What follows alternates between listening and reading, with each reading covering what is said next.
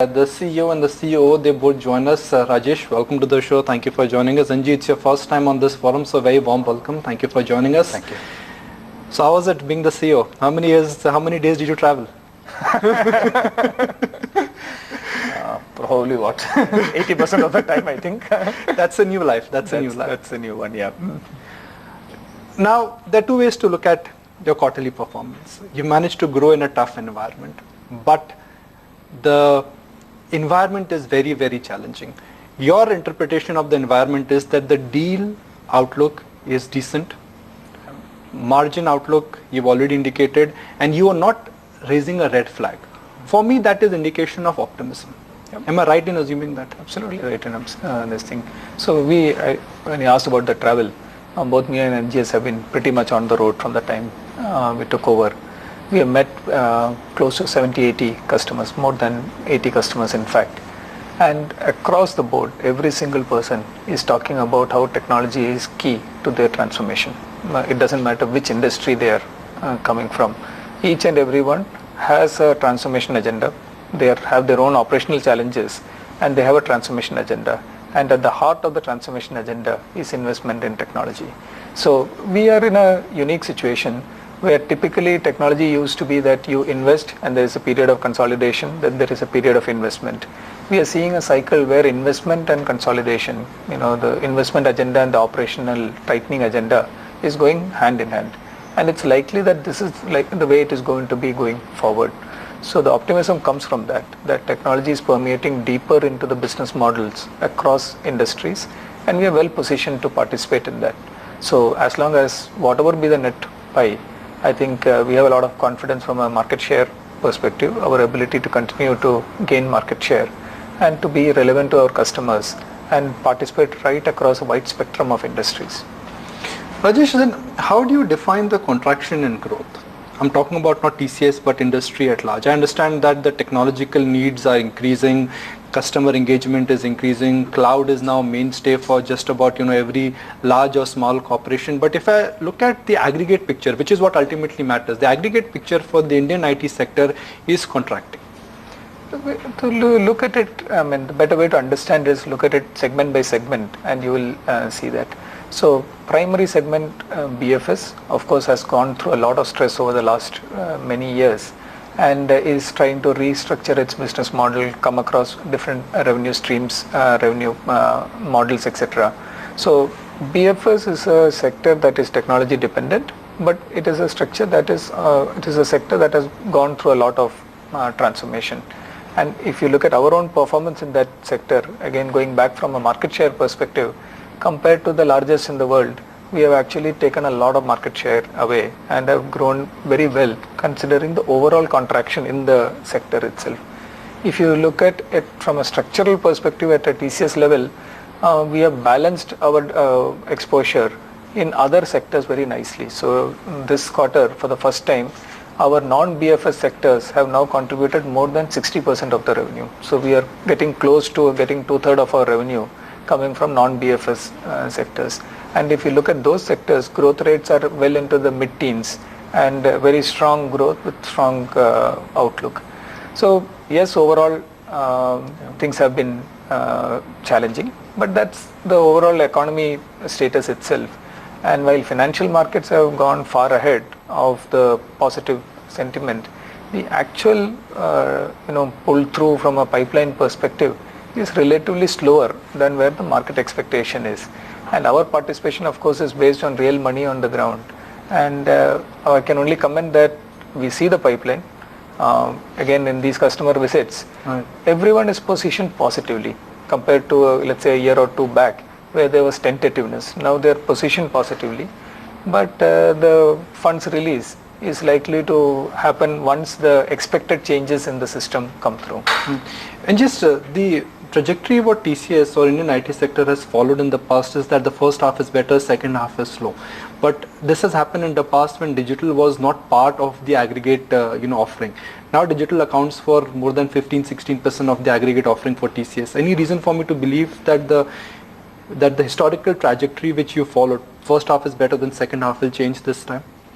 The only reason I can think of is the way the digital projects are panning out. Okay, you don't see a large one-off deal that's coming up, but instead, the number of the deal itself is broken into many small parts, and a lot of agile in way that people execute the whole project. Okay, so that's perhaps instead of having, let's say, one large deal upfront in the first half of the year, several small projects keeps coming, and as Rajesh mentioned, in the banking financial services sector, the release of funds taking place in terms of very much smaller digital oriented deals, whether it is agile, automation or cloud or analytics in each one of this. So that should be the only reason which I can think of, and that's something that we see not just in banking financial services but across the verticals. Any of the digital projects, it's kind of small, steady, rather than one large transformation programs. That's not to say that there are no large transformation programs. That large transformation programs will include the transformation of the back-end systems as well. Okay, so when such thing happens, you tended to sign a large deal, but otherwise several smaller deals that take place. Now, the point which I was discussing with Ramki, and I just want to extend that point forward. For FY16, there were multiple headwinds for TCS. For FY17, there were 2 or 3 large headwinds for TCS. Rajesh and the top team so far has not called for a concern or a red flag for FY18. Now, how should I look at that? With multiple headwinds, you were growing at 10%. With 2 headwinds, you've clocked at 8%. With no headwinds, you should do much better than FY17. I'm just putting maths here. See, if there is a headwind, definitely we will tell you. As of now, there is no headwind. We don't see, at least from a commentary that we receive from our clients. As Rajesh mentioned, we met with a huge number of clients across verticals. There is no indication of cutting down on budgets. Everyone wants to spend. It is just that they're waiting for certain cues, and it's only a question of time before such release of funds do take place. Right. So that's the biggest indicator. The fact that there is no cut in budgets means that the annuity revenue commitments that typically that clients make, that's kind of secure. The discretionary spend that happens is what is getting delayed, right? And more than delayed, I think they are cautious and they are doing it in smaller chunks. Okay, and I do believe that the budgets will eventually get spent, because if they don't spend the budget in this year, then naturally the next year budgets will be under stress for them, right? Okay. So generally the trend that we have seen is that, look, they do spend the budgets, and they are a bit cautious about how some of the cues that they were expecting are going to pan out, and I think there is hope that all the discretionary budgets will spend. More and more customers, specifically in banking, financial services and insurance sector, they are looking for sharing technology across banks. That's again another trend, and some of those discussions also kind of where those discussions are panning out, and that also reflects in, let's say, holding back on some of these spends, and eventually it'll turn out one way or the other. So Rajesh, things are looking up, let me put it this way. What is stopping you from coming out and calling that FY18 will be better than FY17? If things are looking up, you're sounding confident, why don't you come out in the open and comfort the markets? But that's a more a philosophical call. We have always said that we don't believe in giving guidance. So we share with you what we see. We are as transparent as we can be in terms of seeing where the risks are, where the opportunities are, what's the feedback that we're getting from it. I think the rest of it is you got to take a call, or the investors have to take a call on what their confidence is by triangulating multiple data points. Okay. So as I said, we are incrementally positive. Many of the headwinds that were there seem to be flatlining or turning positive. The largest sector, BFS, where we have seen some volatility, we think this is short term and we are net positive about it. One large sector that has done well for us in the past has a weak year and is likely to continue to be weak next year also, which is the retail sector. But net, we see things to be directionally good. What's happening on the realization front? Realization is a story that we have always maintained, that net realizations are fairly even, and at a portfolio level, which is where you should actually look at it, we're seeing quite stable ones. So our realization this year compared to last year has been down by about 20 basis points. But even more importantly, if you look at it over the last 5 years, it has stayed in a very narrow band. So it has been up a couple of years, flat a year, down 20 pips this year. And that has been the commentary also that we have been giving you, that overall at an aggregate, realizations are fairly stable. It also comes from when you have now digital generating 3 billion in revenues. Of course, new services always come at a better price point. More traditional services always keep on deteriorating in their price point. But this is part of the industry, part of its renewal mechanisms. So we are more commenting at it at an aggregate level, and we see we're still comfortable on the realization front. Beyond what point rupee will really start hurting you? Let me take that. The rupee, any strength in the rupee always hurts, and this quarter has been unexpected and exceptional strength across the key currencies, and you see the impact coming through. So on a revenue line, we lost close to 400 crores due to the rupee. So it is not about at what level, it is about the speed at which it moves. A slow change can be anticipated and managed for. A very fast change, it will flow through, and then we need to relook at what are the kind of mitigating factors that we have to deal with it.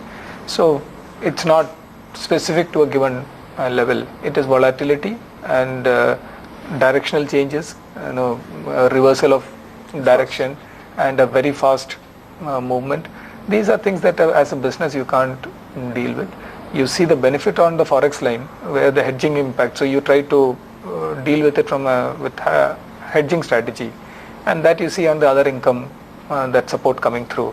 But we give you from revenue up till operating profit at the raw level, whatever is the impact. I don't think anything else can be expected. That's beyond your control. I completely understand that. FY17 or beginning of FY17, if you did a poll with some of your top clients, what were they indicating, and now what are they indicating in terms of business commitment, outsourcing? I think overall in FY17, I think there is still a lot of worry about regulations. The spend on regulations, compliance were huge. Okay. That's not to say that they are not focused on it right now, but at the same time, much of this work that they need to do in terms of regulations and compliance work got done in FY17. FY18, it's a kind of business as usual. There is no new regulations or no major investments that they need to do in compliance. It's just about continuing with it. So there is that much more money probably left to do transformation or it's a digital kind of work, right? So that's the kind of difference that we have seen. But key questions is, how can you help me to move things onto cloud? How can I adopt new technologies like automation, artificial intelligence, cognitive computing into my business? How are you going to leverage the contextual knowledge that you have on our application system